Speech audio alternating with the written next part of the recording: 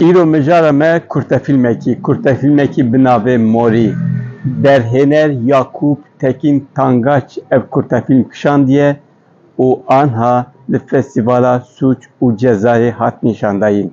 Paşê wê li hin festîvalên din jî bê nîşandayîn di serî de dihokê.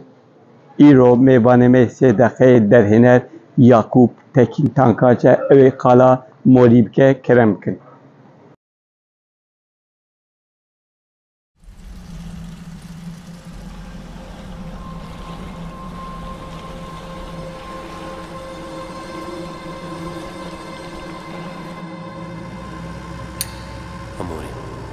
İnsanlar size Ankara'lardan, İstanbul'lardan bu küreği yollasın, siz de top yapın, oynayın, öyle mi? Fena.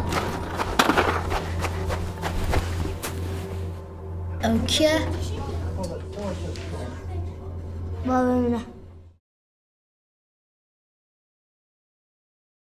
Merhaba جوارا ناویم یعقوب تکین تانگاج از جه آگیری me kurtefilmek kışan navi Moriye Mori mel vane kışan diye vane gündeki vane me kışan mücarav Mori çiye Mori keşke ke 8 saliye bavi tüneli pey bavi xwe çirokek bavi jera hişte ev jwi çirokek gudarid ke benda bavi xwe heviyayı sekiniye mücar serviye li rojekî öğretmenek mamostek te meytebe ew her zana ew baviye diçe wiya cem wiya wiya sa ikna bike mijar ser wiye me filma xwe şeş roda kişan film niha festîvala digere vê dawiyê da em ê hene dihokê festîvalê niha hilbijartiye festîvalê doğala da her festîvalê mezin yê girîng li wan da me di sê xelat kir bi navê